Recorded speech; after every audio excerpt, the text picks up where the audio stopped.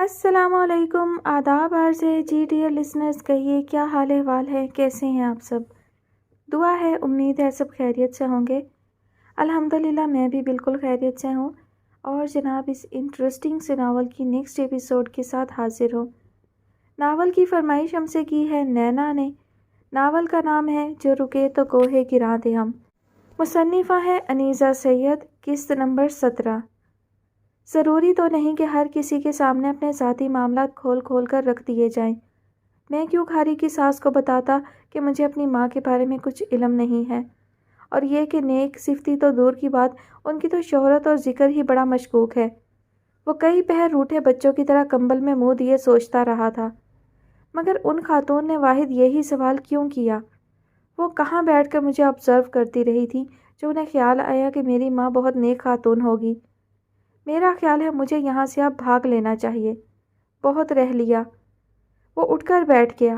میں اس معاملے کے پیچھے اتنی بری طرح لگا ہوا ہوں، شاید اسی لیے ایسی کوئی بھی بات مجھے باقی باتوں سے زیادہ ہانٹ کرتی ہے۔ سر جھکا کر بیٹھے بیٹھے اس نے اپنا تجزیہ کرتے ہوئے سوچا، پھر سیل فون پر بجتی گھنٹی نے اس کے دھیان کو توڑ دیا۔ السلام علیکم، اس نے فون آن کر کے کان سے لگایا۔ وعلیکم السلام، دوسری جانب سے آواز آئی۔ کیا میں تمہیں یاد دلاؤں کہ چھٹی کے دن ختم ہونے میں صرف 2 دن باقی ہیں؟ آپ یاد نہ دلاتے تو بھی مجھے اچھی طرح یاد ہے۔ اس بار لگتا ہے بن میں جا بسیرا کیا ہے۔ اوہ، آپ کے جاسوس تو خاصے کائیاں نکلے، خوب پتہ چلا لیا۔ میری چھٹی حص میری سب سے بڑی جاسوس ہے، اگر مانو تو۔ نہ ماننے کا تو سوال ہی پیدا نہیں ہوتا، میں نے اس چھٹی حص کے ہاتھوں بڑے بڑے ٹھگ پکڑے جاتے دیکھے ہیں۔ فکر نہ کرو، اس بار میرا ٹھگوں کے بادشاہ کو پکڑنے کا ارادہ ہے۔ واہ واہ، لیکن میں کیوں فکر کرنے لگا؟ فکر آپ کو ہونی چاہیے یا اس کو جو ٹھگوں کا بادشاہ ہے۔ ٹھیک کہہ رہے ہو، بس ذرا فیصلہ ہو لینے دو کہ ٹھگوں کا بادشاہ ہے کون۔ جب فیصلہ ہو جائے تو مجھے ضرور بتائیے گا۔ میں دیکھنا چاہوں گا کہ ٹھگوں کا بادشاہ بنارس سے تعلق رکھتا ہے یا بنگلور سے۔ ضرور، ٹھگ پکڑنا میرا کام، اس کی بایولوجیکل ہسٹری جاننا تمہارا کام ہے۔ ہاں، اس کام میں مجھے یقیناً مہارت ہوتی جا رہی ہے۔ ہو سکتا ہے آئندہ آنے والے وقت میں بغیر پڑھے ماہر اینتھروپولوجی اور ماہر آرکیالوجی کا درجہ پا جاؤں۔ ہو سکتا ہے، اگرچہ مجھے اس بیان پر تھوڑا شک ہے، البتہ یہ میں وثوق سے کہہ سکتا ہوں کہ آنے والے وقت میں تم بھی گنتی کے اندازے کے بغیر کسی شام 84 گھرانے کے فرد بغیر تصدیق کی سند کے قرار دیے جا سکتے ہو، کیونکہ تمہاری line of interest full marks ادھر ہی کو جاتے دکھائی دے رہے ہیں۔ گنتی کا اندازہ میں بتا دیتا ہوں، یہ گھرانہ شام 420 گھرانے کے نام سے مشہور ہوگا۔ اپنے ڈائری پر نوٹ کر لیجئے گا۔ بالکل ٹھیک اندازہ لگایا تم نے، پتہ تو مجھے بھی تھا۔ ہاں، منہ سے یہ عدد نکالتے لاج آتی تھی۔ آپ کو بھی لاج آتی ہے، معلومات میں اس اضافے کا شکریہ۔ باتوں میں اڑانے کی نہیں ہو رہی، یہ بتاؤ بن میں بیٹھے ہو یا صحرا میں؟ سگنلز کا مسئلہ آ رہا ہے۔ یہ پتہ چلانا آپ کا کام ہے، میرا نہیں۔ کہاں ہیں آپ کے سارے 3 نمبری جاسوس جو مفت کی روٹیاں توڑتے ہیں اور آپ کو غلط اطلاعات دیتے ہیں؟ رعایت لے جاتے ہو بچوں، جاسوس 3 نمبری نہیں ہیں۔ او ہو، تو پھر پال کیوں رکھے ہیں؟ رعایت ہی کی بات ہے تو چلنے دے رعایتی کھاتا۔ محض 30 دنوں کی تو بات ہوتی ہے، آپ نے 30 لاکھ کا خرچہ بلا وجہ باندھ رکھا ہے۔ وہ اس لیے کہ روکڑا بہت ہے اللہ کے فضل سے، ڈالر، پاؤنڈز، یوروز، درہم، دینار، ریال اور بیچارہ روپیہ الحمدللہ سب میں کھیلتے ہیں۔ جب سمجھ میں نہیں آتا کہ مزید کہاں خرچ کریں تو مفت کھورے پال لینے کا سودا سر میں سما جاتا ہے۔ ارے آپ بنگالی ٹکے کو بھول گئے ہیں جو کبھی ٹکے کے باؤ بکتا تھا، آج ٹکے کے مضبوط کرنسی ہونے کے سبب بہت اہمیت اختیار کر گیا ہے۔ میں آپ کو تب امیر مانوں گا جب آپ ٹکوں میں کھیلنا شروع کر دیں گے۔ تمہاری خواہش سر آنکھوں پر، بس اب کہ تم واپس آتے ہو تو اس آئیڈیا پر بھی کام شروع کر دیتے ہیں۔ مجھے پتا تھا آپ یہی کہیں گے، آپ کا پسندیدہ ترین موضوع جو ٹھہرا۔ چلے دیکھتے ہیں 2 + 2 4 ٹکے کرنے کی کوشش میں کس حد تک ٹکے جمع ہوتے ہیں۔ ان کی گنتی کے بعد ہم ان لوگوں سے رجوع کریں گے جن کو ٹکے ٹکے کے لوگ کہا جاتا ہے۔ تمہیں رجوع کرنے کی کیا ضرورت ہے؟ تمہارا اٹھنا بیٹھنا تو ویسے بھی اکثر ایسے ہی لوگوں میں ہوتا ہے۔ آپ سے تعارف نہیں ہے نا میرے کسی ایسے مصاحب کا، آپ سے ملوانے میں آسانی رہے گی ٹکوں کے متلاشی لوگوں کو۔ خیر، فی الحال تو ایک بار پھر سے یاد کر لو، 2 حد سے زیادہ 3 دن باقی رہ گئے ہیں۔ حد سے زیادہ 3 نہیں، حد کے اندر ہی 3 دن۔ یہ 31 دنوں کا مہینہ ہے، کیلنڈر پر نشان لگا لیں۔ چلو میں انتظار کروں گا۔ 1 منٹ رکیے۔ ہاں بولو۔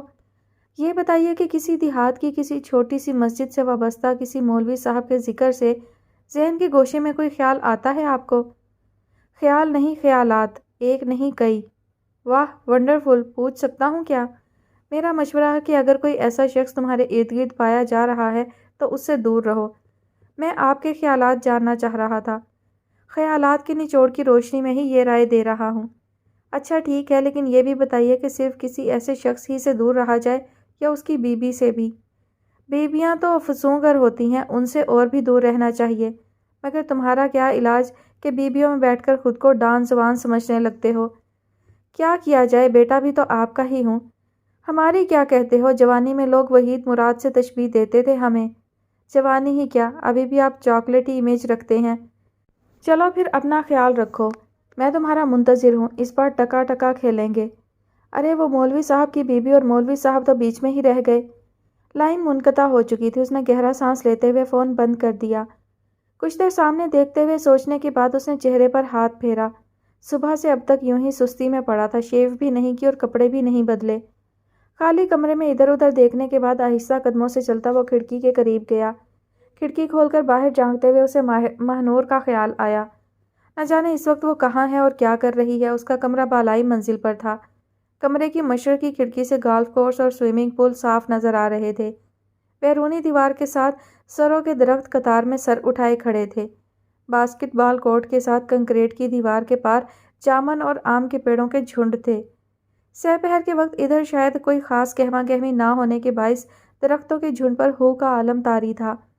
فضا کے سکوت کو کبھی کبھی ابھرنے والی کوئل کی آواز توڑتی تھی اور پھر وہی خاموشی چھا جاتی تھی۔ اس نے دلچسپی سے آموں کے بور سے لدی شاخوں کو دیکھا جن کی مخصوص مہک ہر طرف پھیلی ہوئی تھی۔ کیسی سست مگر کتنی دلچسپ ہے یہاں کی زندگی، اس نے سوچا اور کھڑکی کے قریب سے ہٹ کر نہانے کے لیے باتھ روم چلا گیا۔ 1 2 3 اس نے دائیں پاؤں کے پنجے کو فرش پر ٹیکتے ہوئے گنا۔ 1 2 3 وہ اس پنجے کے بل پر ذرا آگے چلی۔ 3 4 5 بائیں پاؤں کو حرکت دینے کے لیے گنتی گنتے ہوئے اس کے دل نے مسرت سے اچھلنا کودنا شروع کیا ہی تھا کہ اس کا نصف قدم ڈگمگایا اور اس کا کمزور وجود ہوا میں لہرا کر فرش پر جا پڑا۔ اوہ، اس نے کچھ دیر بعد سر اٹھایا۔ وہ پیٹ کے بل گری تھی۔ اس کی ہتھیلیاں اس کے وزن کے نیچے اس طرح دب گئی تھیں کہ اس نے گرتے ہوئے وجود کو ان پر تھام لیا تھا۔ سر اٹھانے کے بعد اس نے اپنے دائیں ہاتھ کی ہتھیلی کو اپنے وجود کے نیچے سے نکال کر نظروں کے سامنے کیا۔ اس پر ہلکا سا نشان پڑ گیا تھا اور وہ سرخ بھی ہو رہی تھی۔ اور جو چند لمحے پہلے سیمی آنٹی نے یہ میز اپنی جگہ سے نہ اٹھائی ہوتی تو میرا سر ضرور اس سے ٹکراتا۔ کچھ دیر بعد اس نے اس میز کی ٹانگوں پر ہاتھ ڈال کر اپنے گرے ہوئے وجود کو فرش سے اٹھاتے ہوئے سوچا۔ اس کے چہرے پر اتنی مشقت کے نتیجے میں ہی پسینے کے قطرے چمکنے لگے تھے۔ 1 2 3 اس نے اپنے گرنے کی چوٹ سے دکھتے وجود کو کرسی پر گراتے ہوئے ایک بار پھر گنا۔ You can count on me, like 1 2 3, I will be there۔ اس کے دماغ میں ایک مختلف زبان میں سنائی گنتی گونجنے لگی۔ تم کو صرف 1 2 3 تک گنتی گننے کی ضرورت ہے، اس کے بعد میں تمہارے پاس ہوں گا۔ اس نے انگریزی زبان میں گائے ان لفظوں کو اردو میں ترجمہ کرتے ہوئے یاد کیا۔ میں نے تو 3 سے آگے گنتی ہی بھلا دی، مگر جتنی بار یہ 3 عدد گن لوں تم آ کر ہی نہیں دیتے۔ وہ جس سوچ سے فرار حاصل کرنا چاہ رہی تھی وہ زبردستی اس کے ذہن میں در آئی تھی۔ نہ جانے تم کہاں ہو، جبکہ تم نے کہا تھا کہ تم میرے لیے ہر وقت ہر جگہ موجود ہوتے ہو۔ دیکھو اب کتنے دن ہو گئے مجھے اس چھوٹے سے فلیٹ میں کبھی پنجوں کے بل کبھی پاؤں پاؤں چلنے کی کوشش کرتے ہوئے۔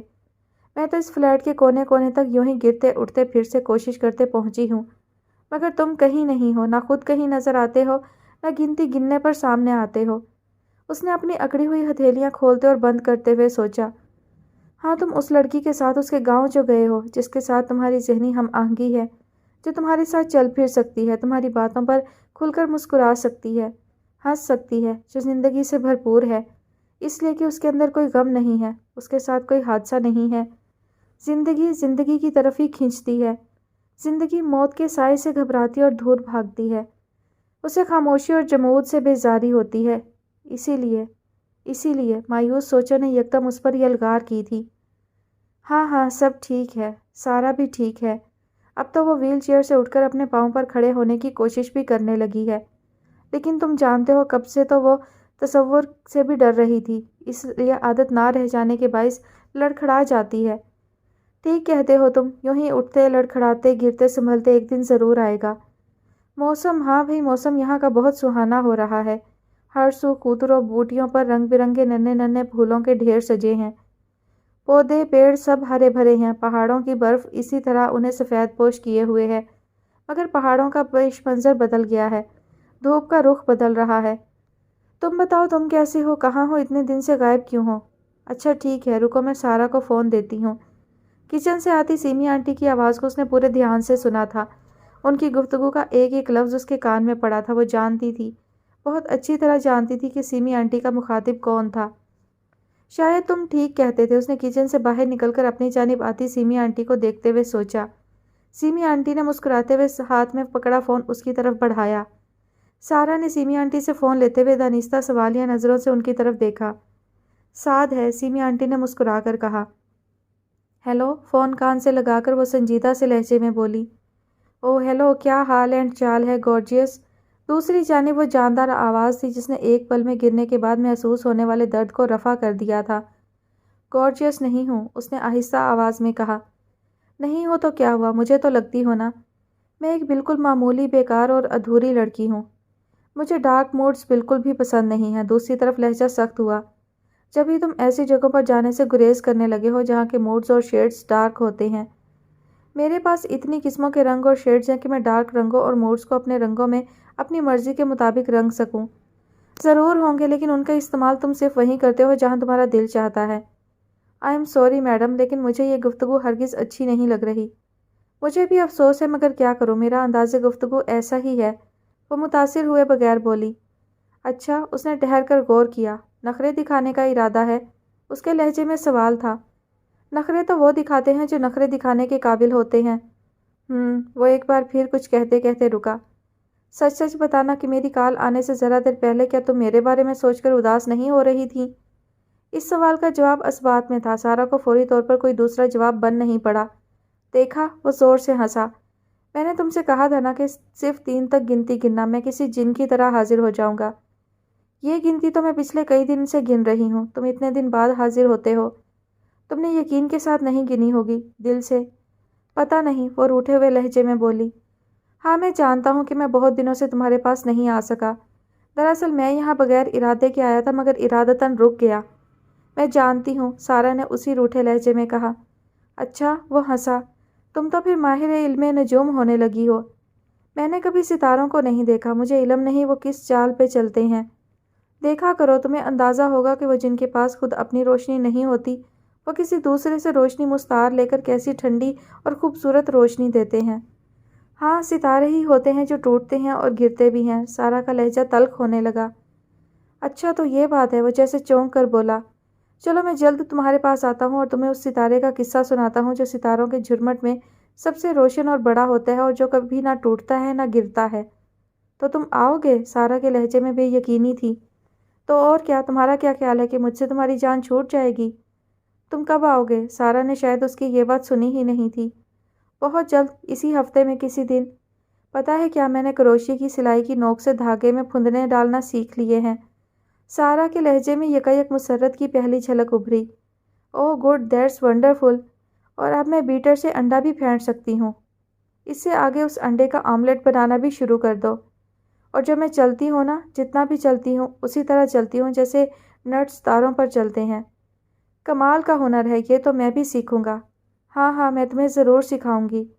یار مجھے جگلنگ سکھانا، مجھے ہوا میں کئی ایک گیند ایک ساتھ اچھال کر انہیں مہارت سے ایک ایک کر کے دبوچنے کا فن سیکھنے کا جنون ہے۔ ارے وہ تو کوئی مشکل نہیں، میں یوں سکھا دوں گی 1-2 دن میں۔ تمہیں آتا ہے ابھی بھی یہ فن، اتنے عرصے سے اس کی پریکٹس کیے بغیر؟ پریکٹس تو نہیں کی کب سے، مگر مجھے یقین ہے ذرا میرے ہاتھ ساتھ دینے لگیں تو میں کر لوں گی مینیج۔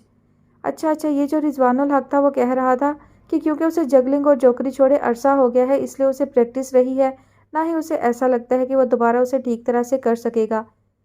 کوئی اناڑی جوکر اور جگلر ہوگا جو ہاتھ ہی اٹھا بیٹھا۔ ہمارے بلو ہیور میں تو ایک سے ایک ماہر تھا اپنے اپنے کام کا۔ جیسے سارا خان ماہر تھی ٹریپس آرٹسٹ، ماہر ایکروبیٹ۔ ماہر ہوتی تو کیوں گرتی، اس نے منہ بنا کر کہا۔ گرتے تو شہ سوار ہی ہیں، ہمیشہ یاد رکھنا۔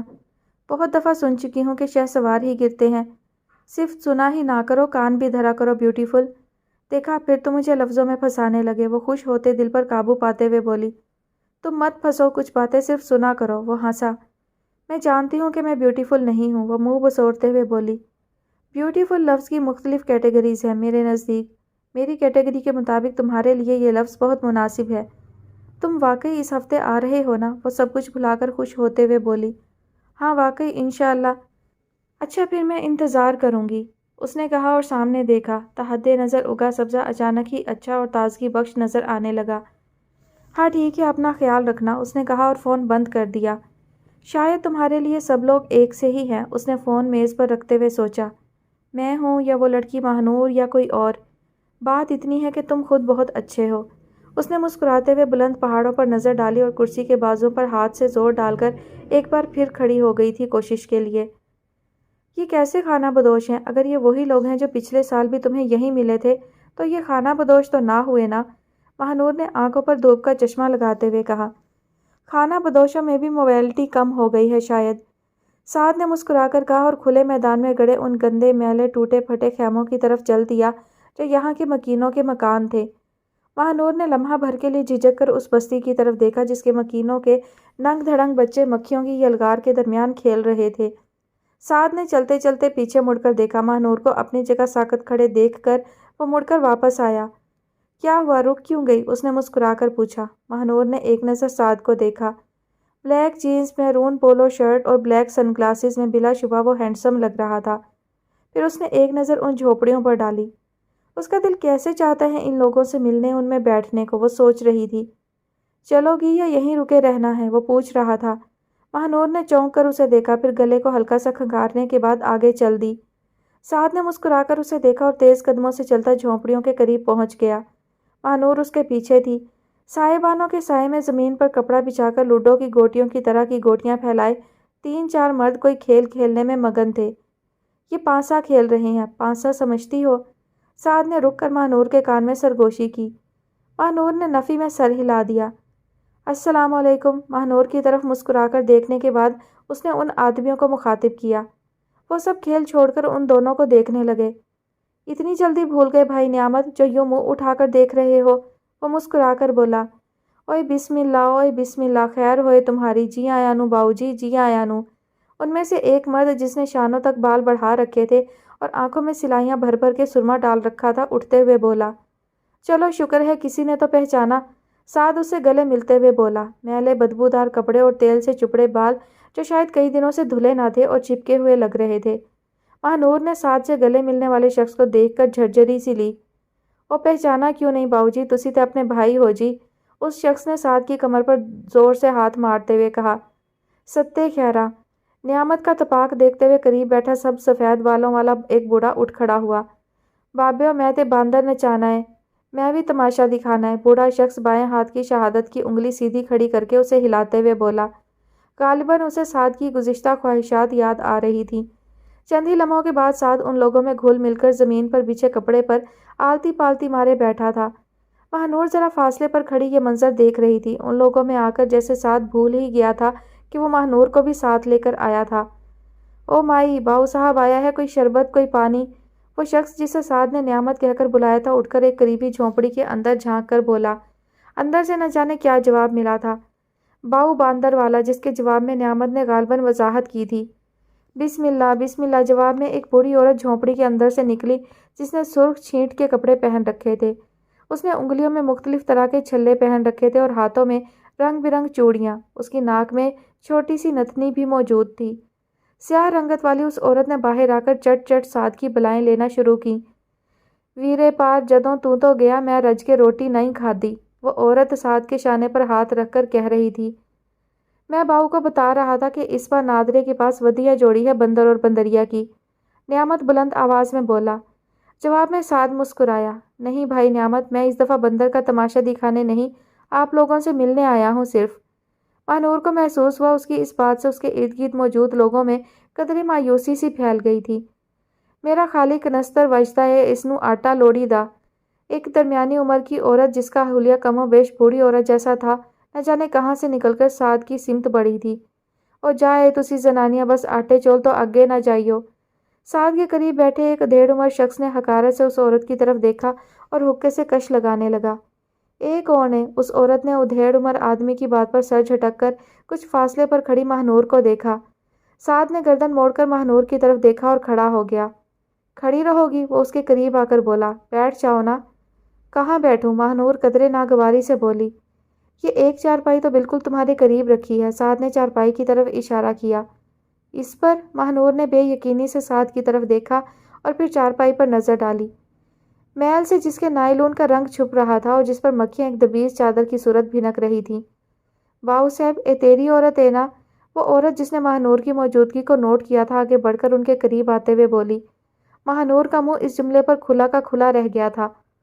"منہ بند کر لو، مکھیاں نہ اندر چلی جائیں۔" سعد یقیناً اس عورت کی بات پر محظوظ ہو رہا تھا جب ہی ہنستے ہوئے کہہ رہا تھا، "نہیں سکینہ، نہ یہ میری عورت ہے نہ میں اس کا مرد ہوں، ہم ایک دوسرے کے دوست ہیں بس۔" اس نے عورت کی لفظ فہمی دور کرتے ہوئے کہا۔ ماہنور کو لگا محض الفاظ سے ملنے والا لمحاتی خوش کن احساس سعد کی وضاحت کے اندر دم گھٹنے سے فوراً ہی مر گیا تھا۔ "وڈے لوکاں وچ کڑیاں منڈے آپس وچ دوست ہوندے نے، ٹھیک آکھدے ہو۔" عورت نے دانشمندانہ انداز میں سر ہلایا جیسے سعد کی وضاحت سمجھ گئی ہو۔ "آؤ بی بی بیٹھو، کوئی شربت پانی پیو، اساں غریباں دے ڈیرے تے میٹھے والے پانی نوں ہی شربت آکھدے۔ جاؤ کاکا، برف پھڑی لیا پولتوں۔" عورت نے ماہنور کے سامنے ایک نسبتاً صاف نیچا موڑا رکھتے ہوئے ایک بچے کو برف لینے دوڑایا۔ "اور سکینہ؟" سعد نے دوبارہ زمین پر بچھے کپڑے پر بیٹھتے ہوئے کہا۔ "غلام حسین کمائی کر کے لاتا ہے یا ابھی بھی نشہ کر کے پڑا رہتا ہے؟" جواب میں سکینہ اسے کوئی لمبی کتھا سنانے لگی۔ ماہنور موڑے کے کنارے پر ٹکی سعد کی گفتگو ختم ہونے کا انتظار کر رہی تھی۔ وہ حیرت سے دیکھ رہی تھی سعد کے قریب ادھورے پورے کپڑوں میں ملبوس بچے آتے، اسے ہاتھ لگاتے اور کھلکھلا کر واپس بھاگ جاتے۔ ان میں سے کچھ بچے بالکل ننگ دھڑنگ بھی تھے۔ سعد ان بچوں کی حرکتوں اور شرارتوں کا ذرا بھی برا مانے بغیر انہیں اپنے قریب بلا بھی رہا تھا اور ان کے ساتھ ہنسی مذاق بھی کر رہا تھا۔ سکینہ کا پیش کردہ میٹھا شربت جو وہ سلور کے گلاس میں لائی تھی اس نے گھٹا گھٹ پی لیا تھا، جبکہ ماہنور نے ویسا ہی گلاس جو اسے پیش کیا گیا تھا اپنے پاؤں کے قریب زمین پر رکھ دیا تھا۔ چند ہی لمحوں میں اس گلاس میں مکھیاں گرنے کے بعد اس کی سطح پر تیرنے لگی تھیں۔ "بی بی نے شربت نہیں پیتا۔" باتیں کرتے کرتے سکینہ کی نظر ماہنور کے پاؤں کے قریب رکھے گلاس پر پڑی۔ ماہنور نے دیکھا سعد کے چہرے پر ناگواری کا ایک موہوم سا سایہ لہرایا اور غائب ہو گیا۔ "لے کاکا، تو پی لے۔" سکینہ نے گلاس ماہنور کے قدموں سے اٹھایا اور قریب سے گزرتے ایک بچے کا بازو پکڑ کر روکتے ہوئے کہا، اور گلاس کی سطح سے چھنگلی کی مدد سے تیرتی مکھیاں نکال کر باہر پھینکنے لگی۔ ماہنور کو ابکائی آ گئی۔ "یہ مت پلاؤ بچے کو، انفیکشن ہو جائے گا اسے۔" اس نے ہاتھ کے اشارے سے سکینہ کو منع کرتے ہوئے کہا، مگر اس کے منع کرتے کرتے ہی سکینہ مکھیوں سے خلاصی حاصل کر کے گلاس بچے کو پکڑا چکی تھی۔ ماہنور کے نہیں نہیں کرنے کے دوران بچہ گلاس منہ سے لگا کر اسے پی بھی چکا تھا۔ ماہنور نے مایوسی، حیرت اور پریشانی کے عالم میں سعد کی طرف دیکھا۔ "اس کو انفیکشن ہو جائے گا، تم دیکھ لینا۔" اس نے جیسے سعد کو خطرے سے آگاہ کیا۔ "فکر مت کرو، یہ لکڑ پتھر ہضم قسم کے بچے ہیں، انہیں کچھ نہیں ہوتا۔" وہ بے نیازی سے بولا۔ اس دم کندھے پر جھبلا لٹکائے بندر اور بندریا کی ڈوری انگلی میں پھنسائے ایک ریچھ کے پیچھے چلتا ایک شخص اس سمت آیا۔ "او خیر ہو باؤ جی کی۔" اس نے سعد کو دیکھ کر خوشی سے نعرہ لگایا اور اپنا سامان ایک طرف رکھ کر گرم جوشی سے سعد کے گلے ملنے لگا۔ ماہنور اس شخص کے دھول سے اٹے کپڑے اور جوتے دیکھ رہی تھی۔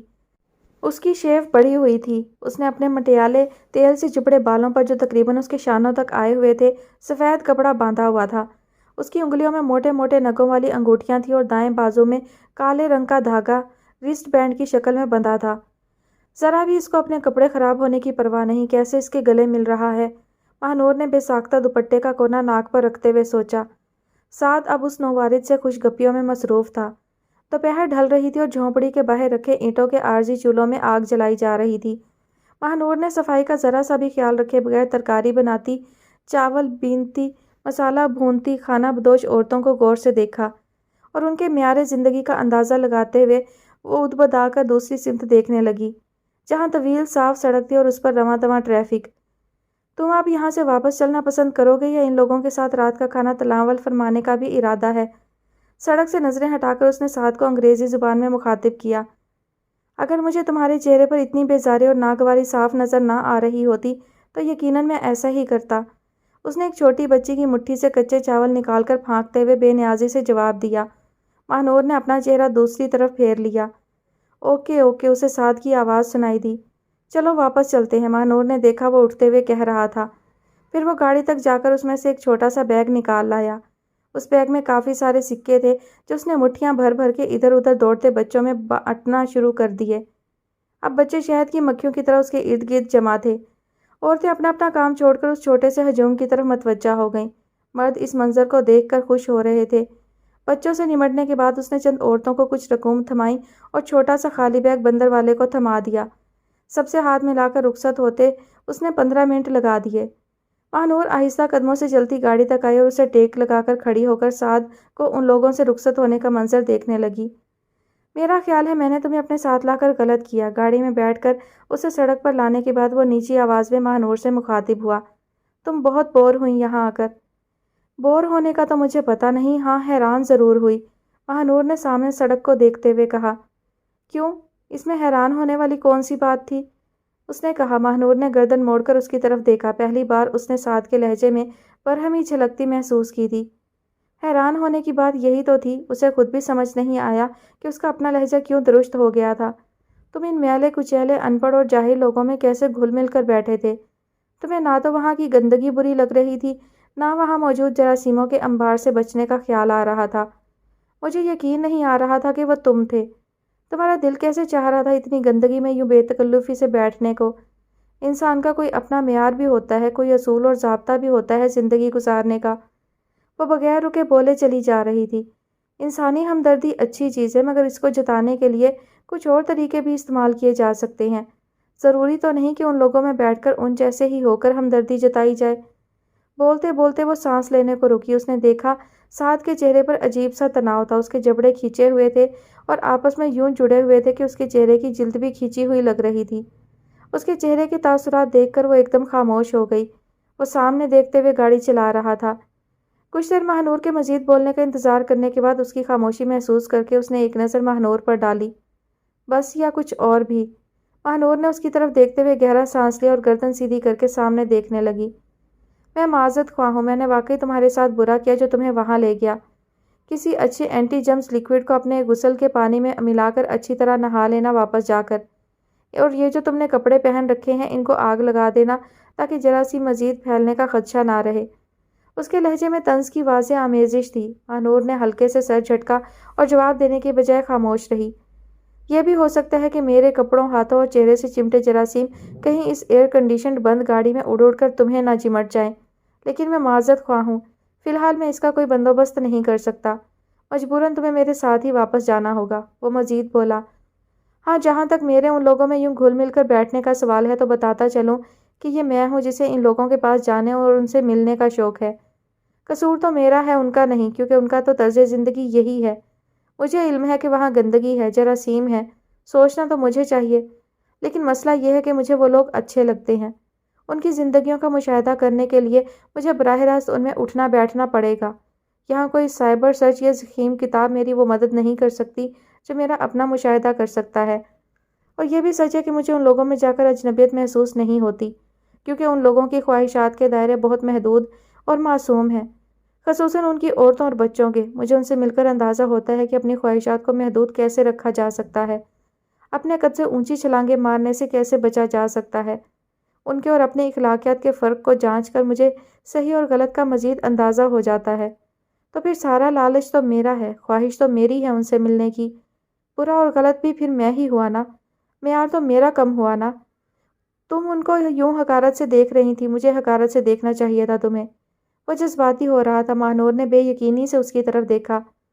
اور یہ تو بتاؤ تمہیں ان سے گھن کیوں آ رہی تھی؟ اس نے درستی سے سوال کیا۔ ان کے میلے کپڑے، گرد آلود جوتے، تیل سے چپڑے بالوں کو دیکھ کر تمہیں ابکائی کیوں آ رہی تھی، جبکہ یہ وہی حلیہ تھا جس میں پہلی بار تم نے مجھے دیکھا تھا؟ بندر کے تماشے والا، میلے کا سائیں، سید پور کا کمہار، کیا عطر میں بسا ہوا جیکوزی ہاتھ لیے ہوئے تھا؟ اس کا لہجہ تیز ہوا۔ ان سب نے تمہیں اتنا کیوں اٹریکٹ کیا کہ تم نے ہر جگہ ان کا پیچھا کیا اور اپنے سیلف اسٹیم کی پرواہ کیے بغیر کون ہو تم کا نعرہ لگاتے کیوں بھاگتی پھرتی تھیں؟ ماہنور کا دماغ گھوم رہا تھا۔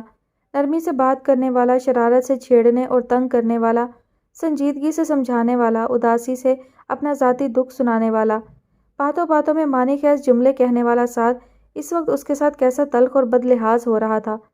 اس کا ذہن اس کے اس روپ کو قبول نہیں کر رہا تھا۔ اس نے کچھ دیر غور کیا اور پھر اسے لگا کہ اس تلخ اندازی میں سعد نے گویا اس کا اپنا آپ اس کے اپنے سامنے ظاہر کر دیا تھا۔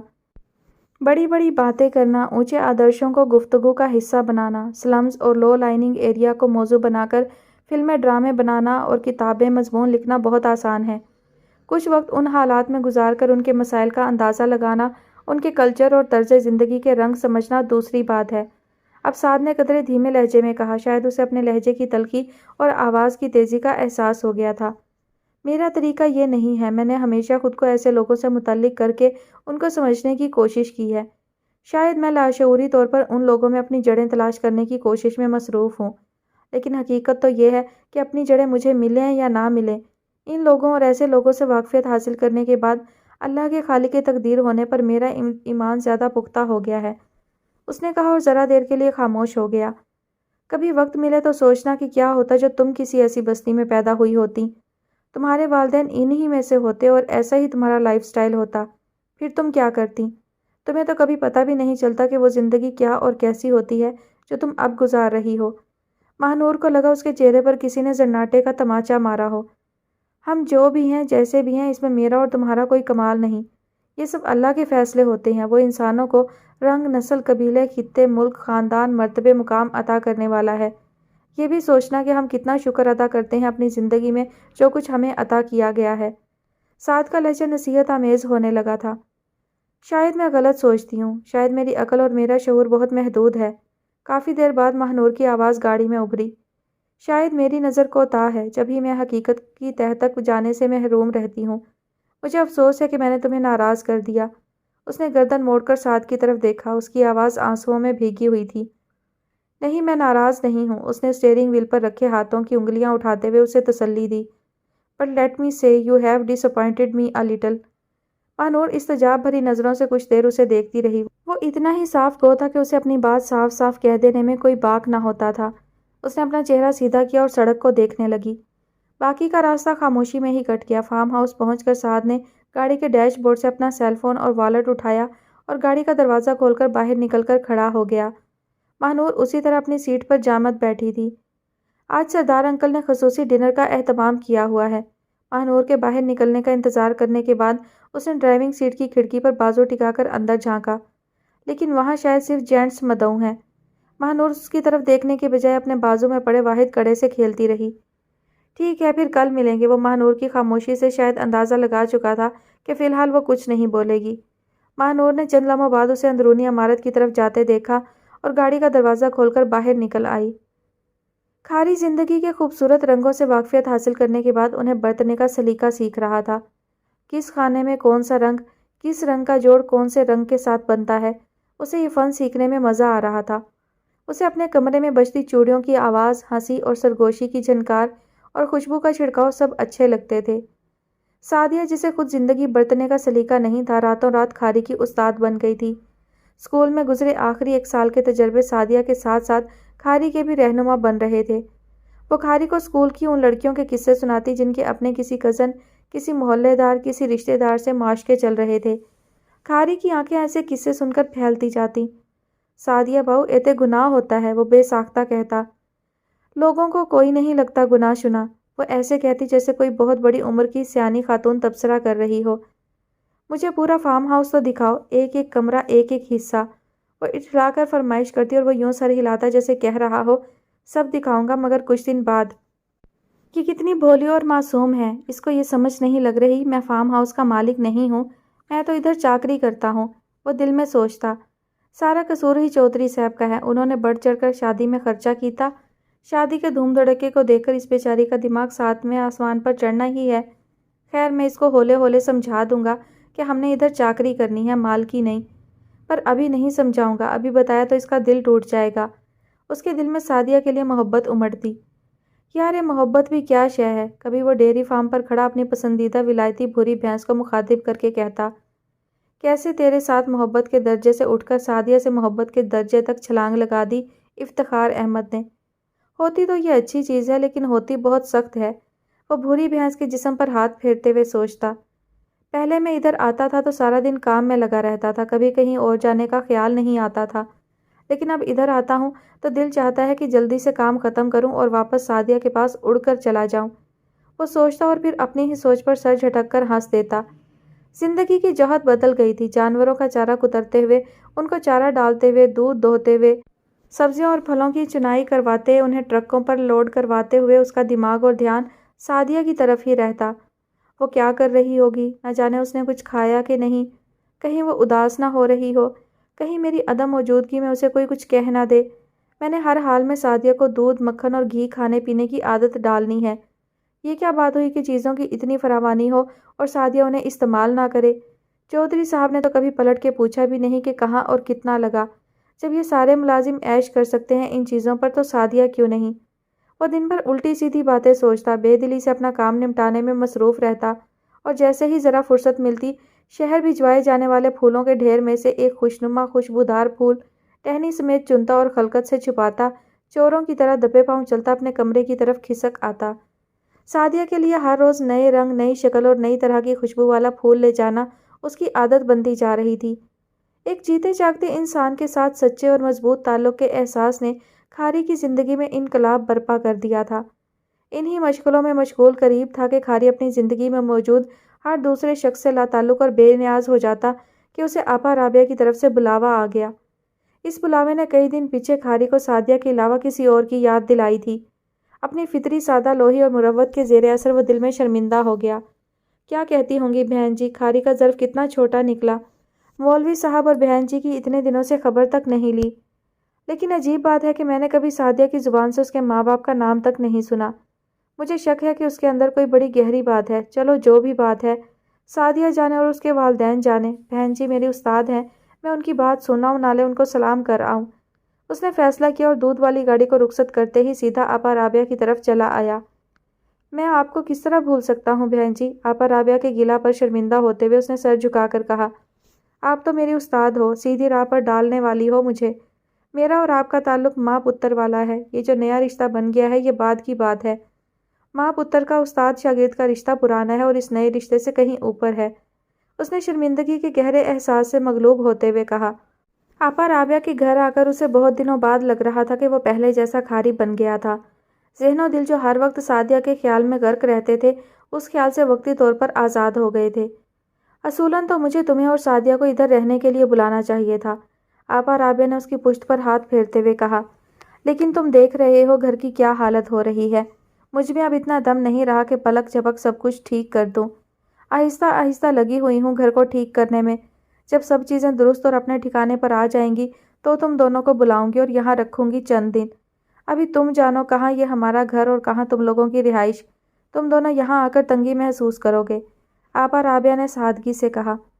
कैसी बातें कर रहे हो बहन जी, हम कौन से लाड साहब की औलाद हैं जो यहाँ तंग होंगे। एक हिसाब से तो यही अपना घर है जो मौलवी साहब के काम के बदले मिला है। बाकी हम जहाँ रहते हैं वो तो मालिकों की मर्जी का ठिकाना है। जब तक उनको राज़ी रखा वहाँ रहे जाओ, जब वो नाराज़ हो गए तो चलो जी अपना बिस्तर बोरिया बांध लो। खारी ने उदास होती आपा राबिया को अपने तई खुश करने की कोशिश की। नहीं कहेंगे कभी भी, तुम फिक्र मत करो, आपा राबिया ने उसे तसल्ली दी।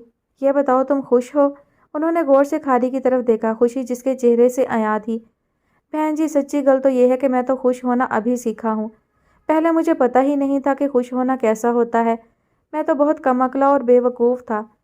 जिंदगी का महवर बहुत महदूद है ना तुम्हारा, इसलिए इतनी जल्दी खुश हो गए हो, आपा राबिया ने कहा। मेरी दुआ है कि तुम्हारी ये खुशी हमेशा कायम रहे।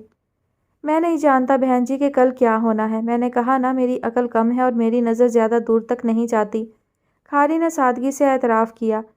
मैं तुम्हें बहुत अच्छी तरह जानती हूँ खारी, तुमने ज़िंदगी में हकीकी खुशी कभी देखी नहीं, इसलिए इस खुशी के चूहेदान के काबू आ गए हो। चूहेदान की घुटन महसूस होने और बढ़ने लगी तो फिर तुम्हारे जैसा बंदा क्या करेगा। मुझे ये सोच सोच कर होल उठते हैं। आपा राबिया ने यह बात सोची मगर कही नहीं।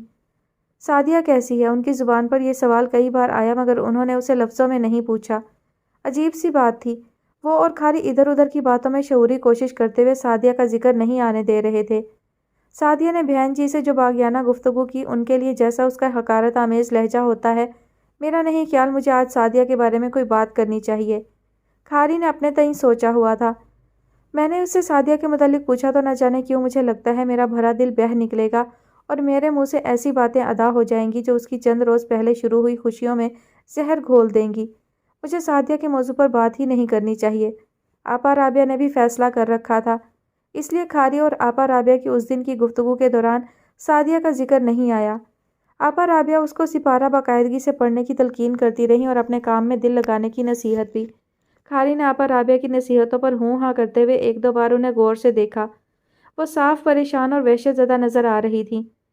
ٹھیک ہے، اب تم جاؤ، تمہارے کام رکے ہوئے ہوں گے۔ تقریباً 1 گھنٹے بعد آپا رابعہ نے اس کے سر پر ہاتھ پھیرتے ہوئے کہا، بہن جی۔ کھاری نے آپا رابعہ کا ہاتھ اپنے سر سے اتار کر اپنے ہاتھ میں پکڑ کر دبایا۔ جو بات ہے وہ آپ کہہ کیوں نہیں دیتی؟ آپ کے دل پر جو بوجھ ہے اسے دل میں کیوں رکھے بیٹھی ہیں؟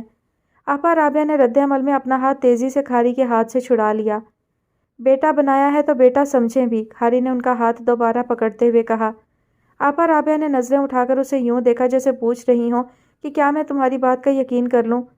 آپ آزما کے تو دیکھو ایک بار، کھاری نے ان کو یقین دلانے کے انداز میں کہا۔ آپا رابعہ نے عادتاً دوپٹے کا پلو اپنے چہرے پر پھیرا اور سر پر اوڑھا دوپٹہ ایک بار اتار کر دوبارہ سر پر اوڑھا۔ بات بتائیں بہن جی، کھاری نے انہیں حوصلہ دیتے ہوئے کہا۔ کھاری، تمہاری شادی پر باہر سے جو مہمان آتے تھے وہ کون تھے؟ آپا رابعہ کی سمجھ میں نہیں آ رہا تھا کہ بات شروع کہاں سے کریں۔ وہ جو جاپان سے آئے تھے، کھاری کچھ نہ سمجھتے ہوئے بولا۔ جاپان سے آئے تھے؟ آپا رابعہ نے حیرت سے پوچھا۔ کون سے مہمان بہن جی؟ کھاری نے سنبھل کر بیٹھتے ہوئے کہا۔ جو میرا یار دوست آیا تھا جاپانی خرگوش، وہ نہیں، جو چودھری صاحب کا مہمان تھا، وہ جو بعد میں بھی ادھر ہی تھا۔ چودھری صاحب کا مہمان؟ کھاری نے سر کھجاتے ہوئے یاد کرنے کی کوشش کی۔ مہنور باجی دا بھائی؟ کچھ یاد آنے پر اس نے آپا رابعہ کی طرف سوالیہ نظروں سے دیکھا۔ وہ مہنور کا بھائی تھا؟ آپا رابعہ کی جیسے شوق لگا تھا۔ باؤ سلمان؟ کھاری نے سوچتے اور غور کرتے ہوئے پوچھا۔ کوئی اور بھی مہمان تھا ان لوگوں کے علاوہ؟ کھاری کو فوری طور پر یاد نہیں آیا۔ او ہوئے، اس نے پھر سر پر چپت لگاتے ہوئے ہنس کر کہا۔ سعد صاحب، ان کی بات کر رہی ہیں نا آپ؟ اس نے آپا رابعہ کی طرف دیکھا۔ وہ کون ہے سعد؟ آپا رابعہ نے پوچھا۔ او مہنور باجی کے فرینڈ ہیں۔ مہنور کا فرینڈ؟ آپا رابعہ کو دوسرا شوق لگا۔ اوئے بہن جی، بڑے لوگوں میں لڑکیاں اور لڑکے آپس میں دوست ہوتے ہیں۔ کھاری آپا رابعہ کے چونکنے پر ہنس کر بولا۔ اچھا، آپا رابعہ نے کچھ سوچتے ہوئے کہا۔ کچھ پتہ ہے یہ لڑکا کون ہے؟ اس کا آگا پیچھا کیا ہے؟ بڑے کوئی امیر ہیں جناب، کھاری نے سنجیدہ سا چہرہ بنا کر کہا۔ اس کے چہرے پر جیسے سعد کی امارت کی ہیبت طاری تھی۔ پر بندہ بڑا عاجز ہے، اس کے ساتھ بیٹھے بندے کو احساس ہی نہیں ہوتا کہ یہ کوئی بڑا بندہ ہے۔ کھاری نے ادھر ادھر دیکھتے ہوئے یوں سرگوشی کی جیسے کسی کے سن لینے کا ڈر ہو۔ اس کی آواز بھی کمال ہے، اتنا پیارا اور دل سے گاتا ہے کہ کیا بتاؤں۔ کھاری کی یہ بات سن کر آپا رابعہ کا جسم جیسے جھٹکوں کی زد میں آ گیا تھا۔ اس کا پتہ لگاؤ، وہ کون ہے؟ اس کا باپ کون ہے؟ وہ کہاں سے آیا ہے؟ وہ شدت جذبات سے رونے لگی تھی۔ تمہیں اللہ کا واسطہ ہے، انہوں نے کھاری کے سامنے اپنے دونوں ہاتھ جوڑتے ہوئے کہا، مجھے اس کے آگے پیچھے کی کوئی خبر لا دو۔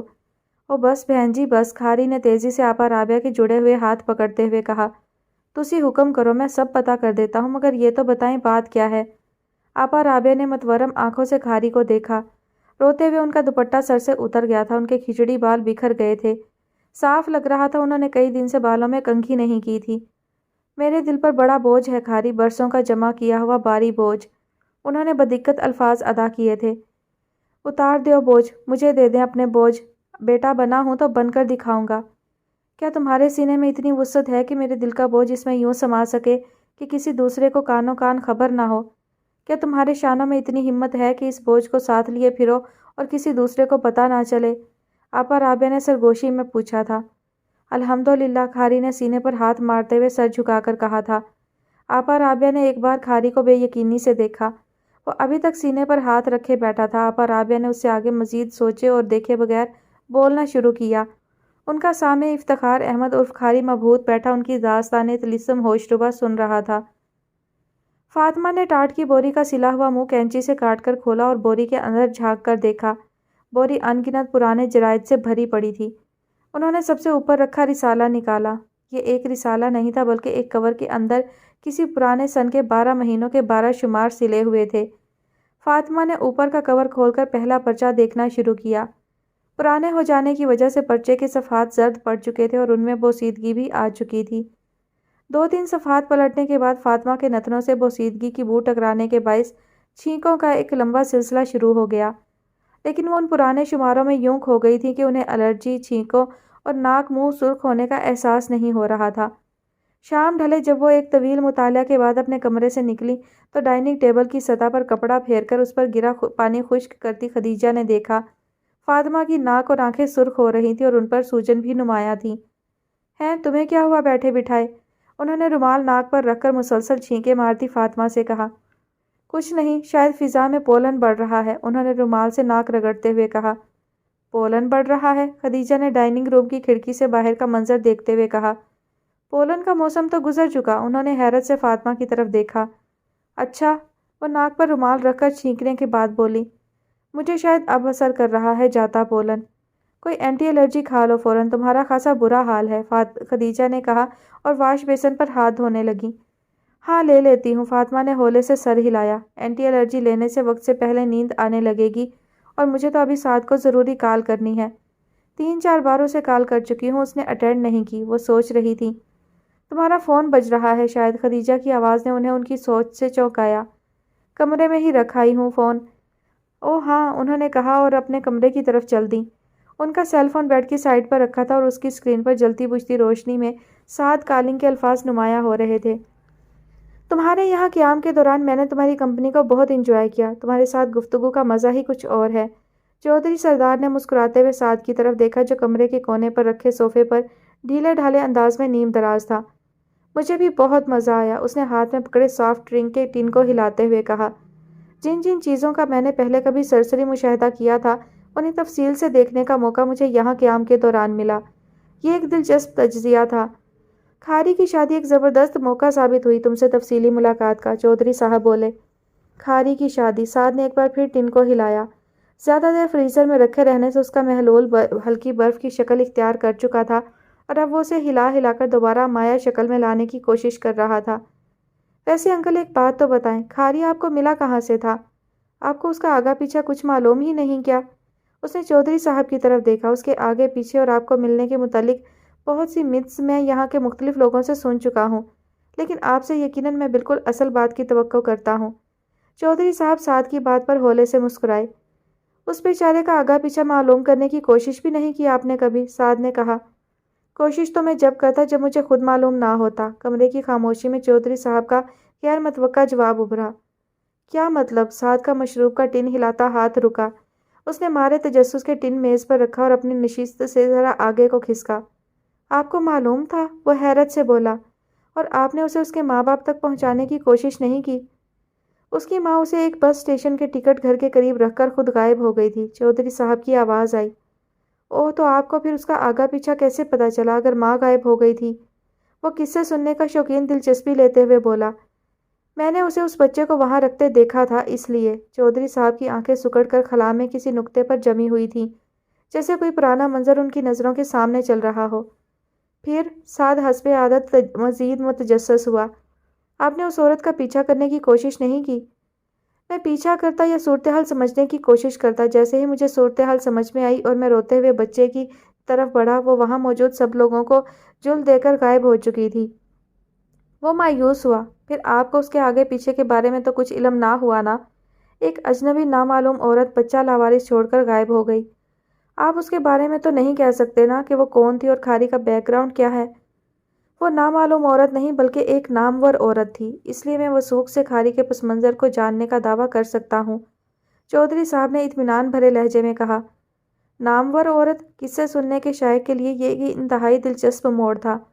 کون تھی وہ نامور عورت؟ اس نے سوال کیا۔ چودھری صاحب اٹھ کر کمرے کی مغربی دیوار کے دریچے کے قریب جا کھڑے ہوئے۔ اس دیوار پر نامور مصوروں کی پینٹنگز کی نقول سجی تھی۔ کچھ دیر دریچے سے باہر جھانکنے کے بعد چودھری صاحب سعد کی طرف مڑے اور ایک قصہ سنانا شروع کیا۔ قصے سننے کے شائق کے ارد گرد جیسے سب کچھ جامد اور بے آواز ہو چکا تھا۔ جو سنائی دے رہا تھا اور دکھائی دے رہا تھا وہ ایک بڑا اور تلخ سچ تھا۔ اس کی سماعت اور بصارت دونوں ہی جواب دینے لگی تھی۔ چودھری صاحب نے بات ختم کرنے کے بعد اپنے سامنے کی حالت سے بے خبری میں کمرے کے مشرقی کونے کا رخ کیا اور لکڑی کے دیوار گیر شیلف میں سجے گرامو فون کا بٹن دبایا۔ ایاز قوال کی آواز میں امیر خسرو کی قوالی کا ترنم چہار سو پھیل رہا تھا۔ ماہنور نے بالائی منزل سے آنے والی آواز پر کان لگائے کہ گانے والے کی آواز اور موسیقی کی لے لاجواب تھی۔ وہ مسحور سے انداز میں آگے بڑھی اور کھڑکی کے قریب کھڑی ہو گئی۔ کھڑکی کے قریب کھڑے ہونے پر آواز زیادہ صاف سنائی دینے لگی تھی۔ اس نے مسکرا کر بالائی منزل کی طرف سر اٹھا کر دیکھا۔ یہ آوازیں اس حصے میں سنائی دے رہی تھی جہاں سعد کا قیام تھا۔ کتنا باذوق اور مہذب شخص ہے یہ، اور میرے دل کے کتنے قریب ہے، اس نے مسکراتے ہوئے سوچا۔ کل سے ہی مجھ سے ناراض ہے اور میرا دل چاہتا ہے جاؤں اور اسے مناؤں، مگر جھجک میرے قدم روک دیتی ہے۔ چلو ابھی جاتی ہوں اور مناتی ہوں۔ اس نے پیروں میں چپل پہنی اور صوفے کی پشت پر رکھا دوپٹہ اٹھا کر اوڑھا۔ کمرے سے باہر نکل کر طویل راہداری عبور کرنے کے بعد جب وہ بالائی منزل کی طرف جاتے زینے کے قریب پہنچی تو اس نے دیکھا سفید ٹراؤزر اور نیلی پولو شرٹ میں ملبوس سعد تیزی سے عمارت کے عین سامنے کھڑی اپنی گاڑی کی پچھلی سیٹ پر اپنا سامان پھینکنے کے انداز میں رکھ رہا تھا۔ یہ سامان کیوں رکھ رہا ہے؟ وہ آگے بڑھی۔ سعد نے پاؤں میں 2 پٹی کی وہ چپل پہن رکھی تھی جو وہ گھر میں پہنتا تھا۔ ماہنور نے منتظر نظروں سے دیکھا۔ وہ اندر آئے گا اور اسے راستے میں کھڑا دیکھ کر رکے گا، لیکن اس کی منتظر نظریں منتظر ہی رہیں۔ اس کے دیکھتے ہی دیکھتے سعد گاڑی کی ڈرائیونگ سیٹ پر بیٹھ کر گاڑی سٹارٹ کر کے تیزی سے اسے موڑ کر باہر جانے والے راستے پر لے گیا تھا۔ ماہنور پریشانی اور عجلت میں بھاگ کر باہر نکلی تھی۔ پل کے پل میں سعد کی گاڑی طویل روش پر نظروں سے دور ہوتی غائب ہو گئی تھی۔ ماہنور نے پریشان اور حیران نظروں سے ادھر ادھر دیکھا۔ اسے ایسا کوئی نظر نہیں آیا جو اسے بتا سکتا کہ سعد اتنی عجلت میں اس وقت کیوں اور کہاں گیا تھا۔ وہ اپنی جگہ پر ساکت کھڑی ابھی بھی حیرت سے اس راستے کو دیکھ رہی تھی جس پر سے سعد گاڑی نکال کر گیا تھا۔ بالائی منزل پر گراموفون ابھی بھی ریکارڈ بجا رہا تھا۔ فضا میں یکالگ گرد آلود ہوا چلنے لگی تھی۔ یہاں وہاں کاغذ، سوکھے پتے اور بکھری چیزیں اڑنے لگی تھیں۔ گرد آلود ہوا رفتہ رفتہ تیز ہو رہی تھی اور در و دیوار سے سر پٹکنے لگی تھی۔ بالائی منزل سے آتی آواز بھی جیسے اچانک گریا کرنے لگی تھی۔ ماہنور حیرت زدہ نظروں سے گرد آلود آسمان اور بگولے اٹھاتی آندھی کو چلتے دیکھ رہی تھی۔ 1 2 3 4 5 5 کے بعد رک کر وہ دوبارہ سے گنتی شروع کر دیتی تھی۔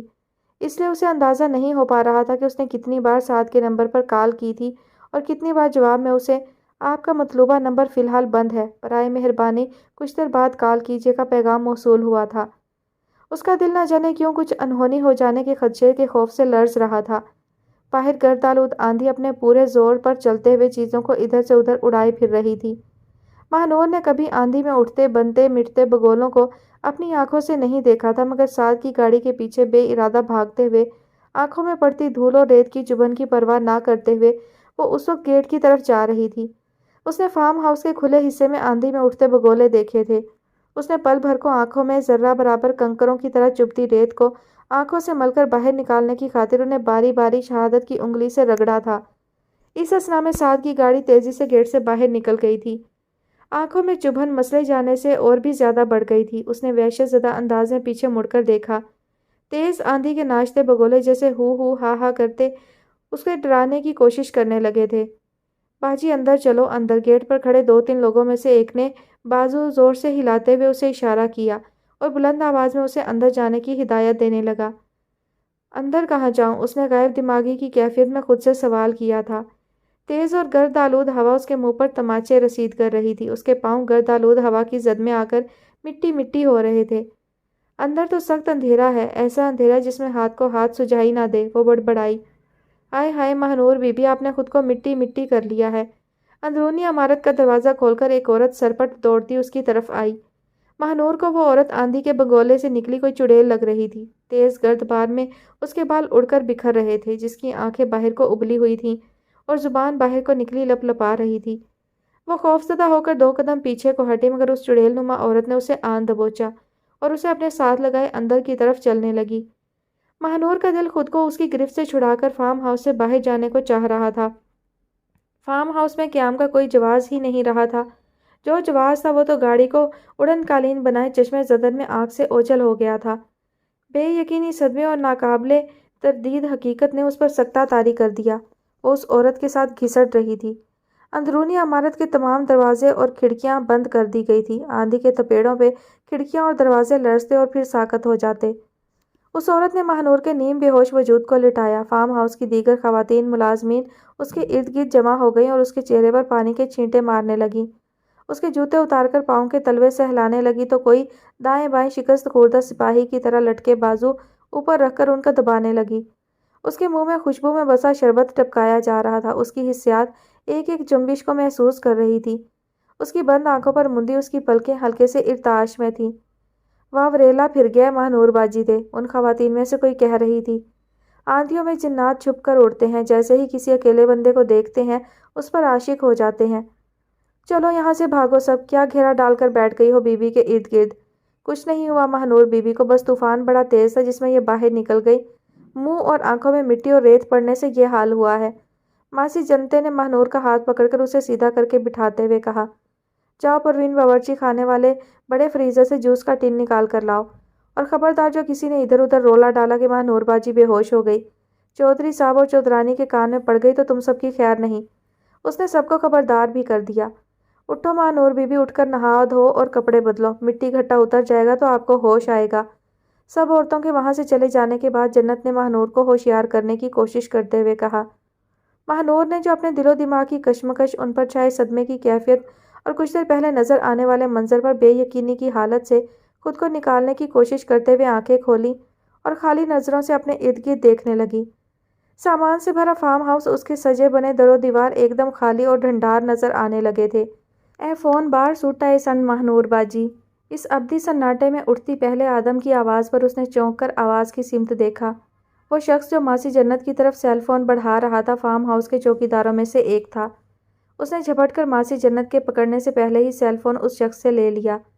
کچھ دیر پہلے اسے یوں محسوس ہو رہا تھا جیسے وہ جنت سے براہ راست بے آباد، بے آب و گیا چٹیل اور خاردار زمین پر پھینک دی گئی تھی، لیکن اس سیل فون کے ہاتھ میں آتے ہی اسے یاد آنے لگا کہ وہ تو صدا سے اسی زمین سے متعلق تھی۔ اس کی تمام حسیات ایک ایک کر کے جاگنے لگیں اور پہلی چیز جو اس کے ذہن کی سلیٹ پر ابھری تھی وہ 7 کا سیل نمبر تھا۔ اس سیل نمبر کا ایک ایک عدد اسے درست ترتیب کے ساتھ یاد تھا۔ اس نے کانٹیکٹس میں سے نمبر نکالنے کے بجائے اپنے حافظے میں محفوظ اعداد کو دبایا اور بے تابی سے کان سے لگا لیا۔ 1 بار، 2 بار، 3 بار، 4 بار، 5 بار۔ 5 کے بعد رک کر وہ دوبارہ سے گنتی شروع کر رہی تھی۔ یوں اس نے کتنی بار جنونیوں کی طرح وہ نمبر ملایا تھا، اسے درست تعداد معلوم نہ رہی تھی۔ ماسی جنت منہ پر دوپٹہ رکھے حیرت سے اس کی مجنونانہ کاوشوں کو یک ٹک تکے جا رہی تھی۔ طوفان کے باعث متاثر ہوئی برقی رو بحال ہونے پر بالائی منزل کے گرامو فون پر ایاز قوال پھر سے دہائی دینے لگا تھا۔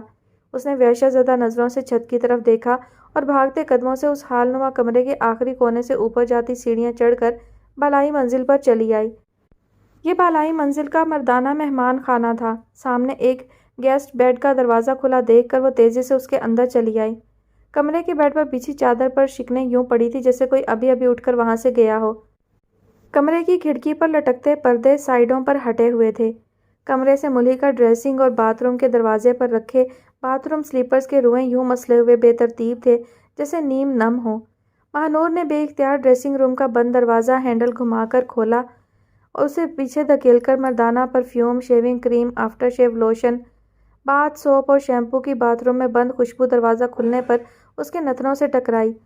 ڈریسنگ روم کی دیوار پر لکڑی کے نقش فریم میں جڑے شیشے کی شیلف پر پرفیوم کی 2 شیشیاں اور ایک مردانہ رول آن رکھا تھا۔ شیشے کے قریب رکھی کرسی پر نیم نم باتھ روب رکھا تھا۔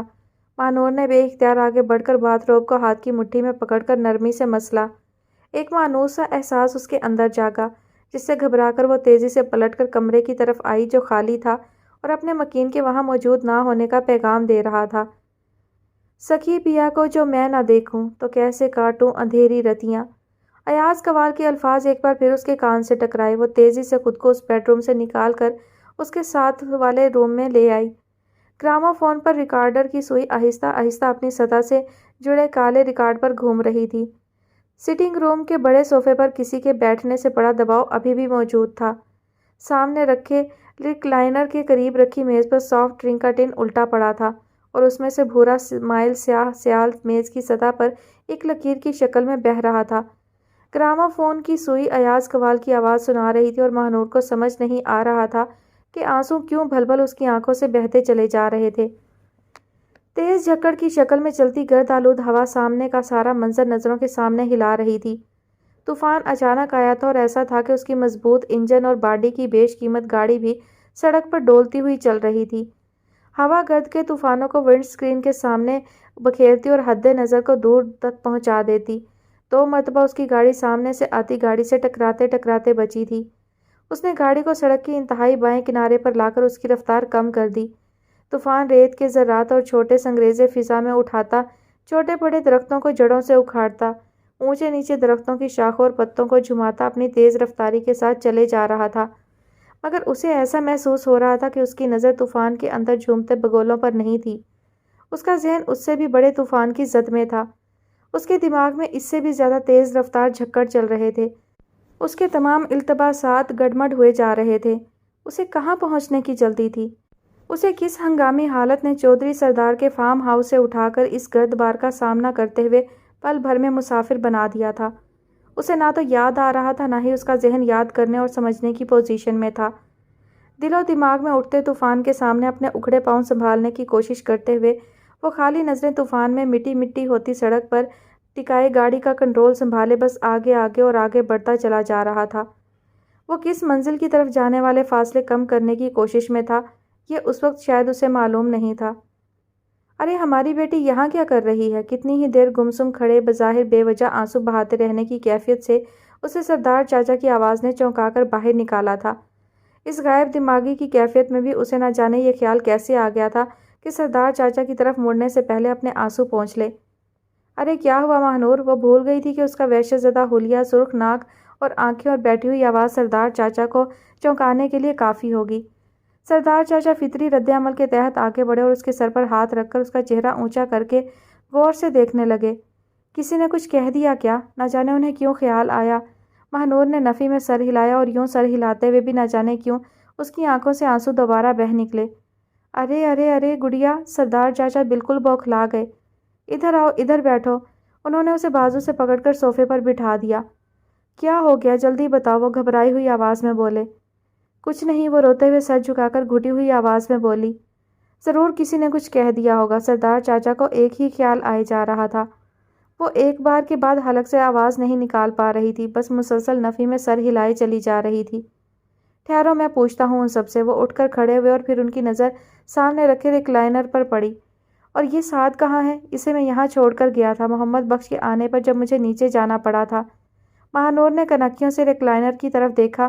اسے لگا اس سمت سے جس کی جانب اس نے دیکھا تھا مٹی اور ریت بھری ہوا اٹھی تھی اور اس نے اپنے سنگ اڑی ساری مٹی اور ریت اس کی آنکھوں میں جھونک دی تھی۔ اس کی آنکھوں میں پھر سے شدید چبھن ہونے لگی تھی۔ مجھے کچھ نہیں ہوا چاچا جی۔ اس سے پہلے کہ سردار چاچا اس کی اس حالت کے بارے میں باز پرس کرنے کو کسی کو بلاتے اور سعد کا پتہ کروانے لگتے، اس نے ان کا بازو پکڑ کر بمشکل الفاظ حلق سے نکالے۔ پھر وہ تیزی سے اس کی طرف مڑے۔ پھر کیا ہوا ہے تمہیں؟ انہوں نے پوچھا۔ اس قوال کی آواز اور اس کے الفاظ کو سن کر میرا دل بھر آیا تھا۔ اس نے گراموفون کی طرف اشارہ کیا جو دیر تک بج بج کر اب خاموش ہو چکا تھا۔ او یہ بات ہے، سردار چچا مسکرائے۔ جھلی ہو تم بھی۔ ان کے لہجے کی تشویش یکایک دور ہو گئی۔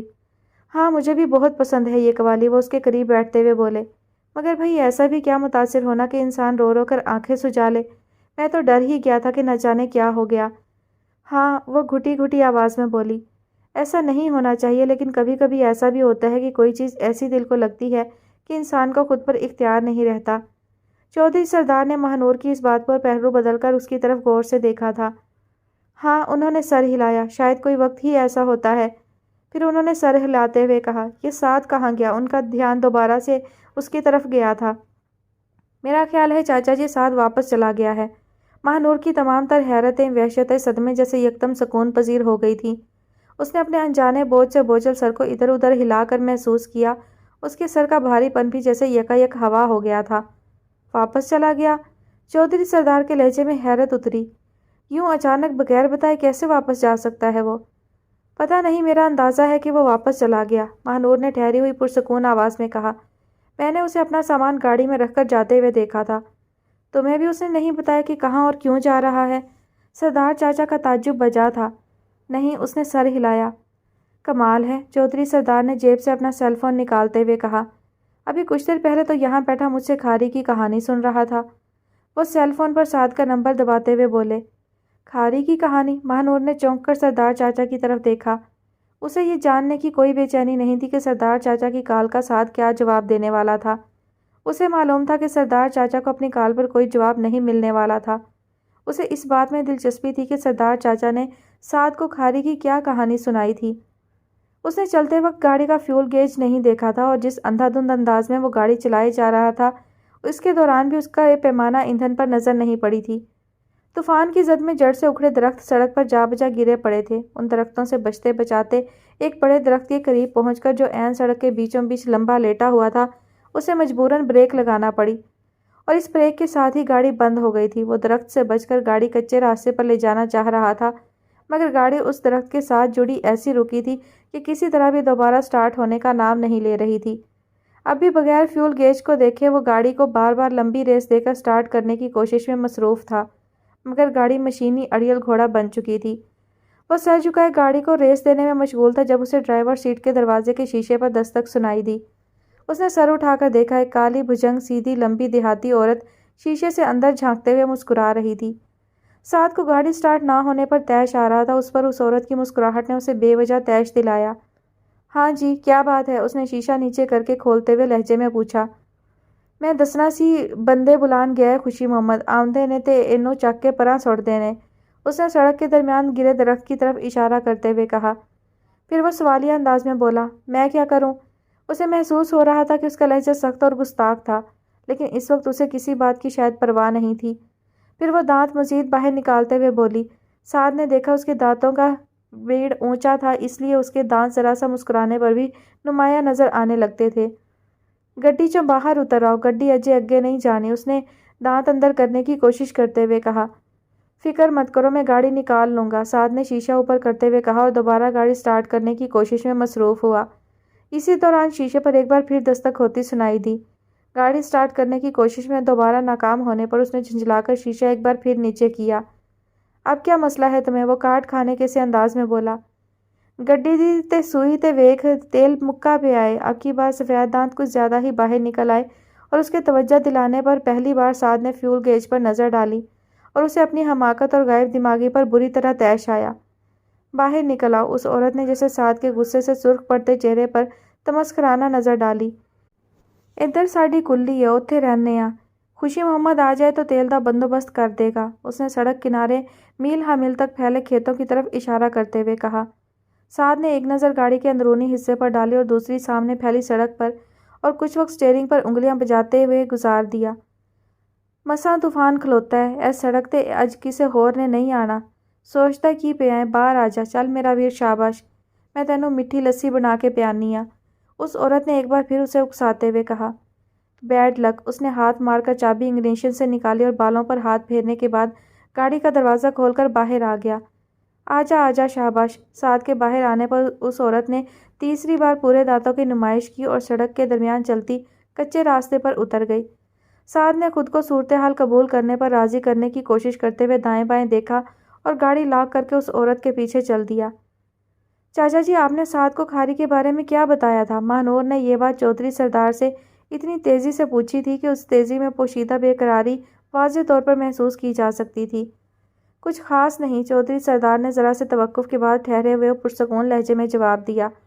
سعد مجھ سے پوچھ رہا تھا کہ میں نے کھاری کی شادی ایسے کیوں کی جیسے متوسط طبقے کا کوئی باپ اپنے سگے بیٹے کی کرتا ہے۔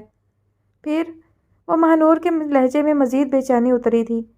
پھر کیا؟ وہ ہلکا سا مسکرائے۔ تم تو جانتی ہو کہ کھاری مجھے ہمیشہ سے کتنا عزیز ہے۔ ہاں، ماہنور نے بغیر سمجھے سر ہلایا۔ سعد نہیں جانتا تھا، حیران ہوا اور بولا کہ کم ہی ایسا ہوتا ہے کہ کسی بے نشاں بچے کو اتنی محبت سے کوئی پالے، جبکہ میں نے اسے باقاعدہ گود تو لیا نہیں تھا، حادثاتی طور پر یہ بیچارہ ادھر آ گیا۔ پھر ماہنور کے لہجے میں مزید بے چینی اتری۔ پھر چودھری سردار نے اس حد تک واضح بے قراری اور بے چینی پر لمحہ بھر کو غور کیا اور پرسکون انداز میں مسکرائے۔ پھر بس اتنی سی بات ہوئی تھی کہ مجھے محمد بخش ملاقاتی کی آمد کی اطلاع مل گئی اور میں اٹھ کر نیچے چلا گیا، مگر یہ لڑکا گیا کہاں؟ پھر انہیں سعد کے غائب ہونے والی بات یاد آ گئی اور وہ اپنا سیل فون ہاتھ میں پکڑے اٹھ کر کمرے سے باہر چلے گئے۔ بس اتنی بات؟ ماہنور نے اپنی جھکی ہوئی نظروں کو تیزی سے دائیں بائیں گھماتے ہوئے سوچا۔ بس اتنی سی بات میں وہ کون سی بات ہے جو سعد اتنا اچانک اٹھ کر کہیں چلا گیا؟ ہو سکتا ہے وہ یہیں کہیں گیا ہو، قریب کسی جگہ۔ اگلے لمحے چودھری سردار اندر آ کر بولے، کہہ رہا تھا کہ پنڈ کے آس پاس کے علاقے میں فوٹوگرافی کے لیے جائے گا، وہاں مرغابیاں بھی ہوتی ہیں اور گندم کی سنہری بالیں بھی۔ اسے وہ منظر اچھے لگے تھے۔ ماہنور نے چودھری سردار کو دیکھا اور سر کو ہلکا سا جھکا دیا۔ میری چھٹی حس کبھی بھی اتنی تیز نہیں رہی کسی کے بھی معاملے میں، مگر نہ جانے کیوں وہ سعد کے معاملے میں جاگنے اور ہوشیار کرنے لگی ہے۔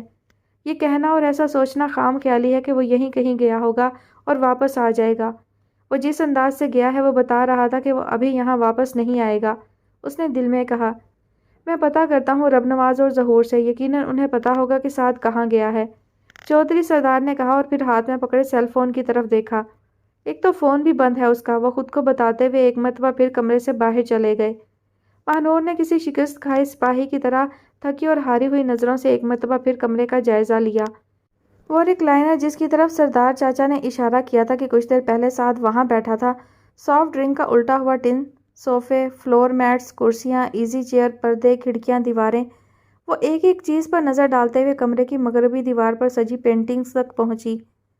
سردار چاچا کی فن اور فنکار سے یہی محبت تو ہے جس نے سعد کو اتنے دن سے یہاں روک رکھا تھا۔ پھر اچانک ایسا کیا ہوا کہ وہ سرپٹ بھاگ کھڑا ہوا؟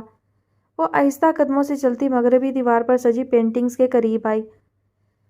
ایبسٹریکٹ آرٹ، اس نے پہلی اور دوسری پینٹنگ کو دیکھتے ہوئے سوچا، یہ کسی مشہور مصور کی پینٹنگز کی نقول تھیں۔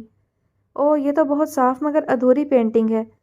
چوتھی پینٹنگ کے قریب پہنچ کر اسے خیال آیا، کسی مصور نے ادھوری پینٹنگ بیچی اور سردار چاچا نے کیسے خرید لی؟ اس نے بھورے فریم میں جڑی پینٹنگ کو غور سے دیکھا۔ ڈوبتے چاند کی مدھم روشنی نیچے، بہت نیچے ننگے فرش پر مٹھیاں بھینچتے روتے چلاتے شیرخوار بچے پر پڑ رہی تھی۔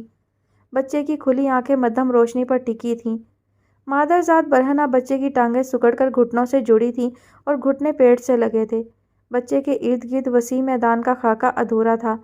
اس میں کہیں کہیں نوکیلی خاردار جھاڑیاں ایسی نظر آ رہی تھیں جیسے کوئی انہیں بناتے بناتے ادھورا چھوڑ گیا ہو۔ کیسی عجیب سی تصویر اور کیسا دلخراش منظر ہے۔ ماہنور لاشعوری طور پر ایک قدم پیچھے ہٹی۔ تصویر میں ادھوری نوکیلی جھاڑیوں کے اندر سے ابھرتے مصور کے دستخط بھی نظر آ رہے تھے۔ وہ دستخط بھی کسی تجریدی تصویر ہی کی طرح سمجھ میں نہ آنے والی ساخت کے حامل تھے۔ بہت غور سے پڑھنے پر بھی ماہنور ابتدائی 3 حروف سے آگے لکھے حروف پڑھنے میں ناکام رہی۔ اس ناکامی پر الجھ کر اس نے پینٹنگز کے قریب دیوار میں جڑی کھڑکی کھول کر دیکھا۔ نہ جانے کتنے 100 میل فی گھنٹہ کی رفتار سے چلتا طوفان تھم چکا تھا اور اب فضا میں اس طوفان کے اپنے پیچھے چھوڑے مٹیالے رنگوں، مٹیالے بادلوں اور سکوت کے سوا اس کا کوئی نشان باقی نہ تھا۔ ہاں، زمین اس کے چھوڑے تمام نشانوں کی ایک صاف تصویر نظر آ رہی تھی۔ طوفان کے تھپیڑوں سے بے حال سر نواڑے پودے اور پیڑ، اپنے قد سے اکھڑے درخت، مٹی مٹی ہوتی گھاس، گردآلود در و دیوار، ادھر سے ادھر تک بکھرے کاغذ، پتے اور چھوٹی شاخیں۔ سعد چلا گیا۔ اس منظر کو دیکھتے ہوئے اچانک اس کے دل نے پسلیوں کے درمیان جیسے بلبلا کر کروٹ بدلی اور اسے یاد آیا کہ ایک طوفان تو اس کے دل و دماغ پر بھی گزر چکا ہے اور اس طوفان کی چھوڑی گرد کے پیچھے کا منظر اتنا غیر نمایاں ہے کہ اسے نہ جانے کب تک پتہ نہ چل سکے گا کہ طوفان کے اٹھنے کی وجہ کیا تھی۔ اس نے اس احساس کی شدت سے گھبرا کر کھڑکی بند کی اور کمرے کے دوسرے کونے میں رکھی میز پر دھرے گراموفون کی طرف دیکھا اور اس کی طرف بڑھ گئی۔ بے دھیانی میں اس نے اس کی سوئی کو سیٹ کیا اور اس کا بٹن دبا دیا۔ ایاز قوال ایک بار پھر امیر خسرو کے دل کا حال بیان کرنے لگا تھا۔ ماہنور کو کمرے میں موجود ہر چیز میں سے صرف ایک ہی شبیہ کا عکس نظر آتا دکھائی دینے لگا۔ اب کہ ماہنور کو ایسا لگا جیسے قوال نے اچانک سے اس کے اپنے دل کی حالت کی ترجمانی شروع کر دی ہو۔ کسے پڑی ہے جو جا سنائے، پیارے پی کو ہماری بتیاں۔ اس نے اپنی آنکھوں میں آنسوؤں کو روکنے کی کوشش میں ہونٹ دانتوں تلے دبائے اور پیچھے مڑ گئی۔ اب ایک بار پھر اس کے سامنے مغربی دیوار اور اس پر سجی پینٹنگز تھیں۔ ایک کے بعد دوسری، پھر تیسری پینٹنگ سے ہوتی اس کی نظریں چوتھی تصویر پر جا کر رک گئیں۔ نوکدار ادھوری شاخوں والے میدان کے ادھورے خاکے میں وہ بلبلاتا مکمل بچہ۔ اس کے ذہن نے ایک بار پھر لاشعوری طور پر مصور کے دستخط میں سے سمجھ آنے والے پہلے 3 حروف دہرائے اور جیسے اچانک اس کے ذہن میں روشنی کا ایک جھماکہ ہوا اور اسے ایک ایسے معمے کا چھوٹا سا سرا ہاتھ آ گیا جس کے بارے میں کچھ دیر پہلے تک وہ فیصلہ کر چکی تھی کہ وہ اسے کبھی سمجھ نہیں آ سکتا۔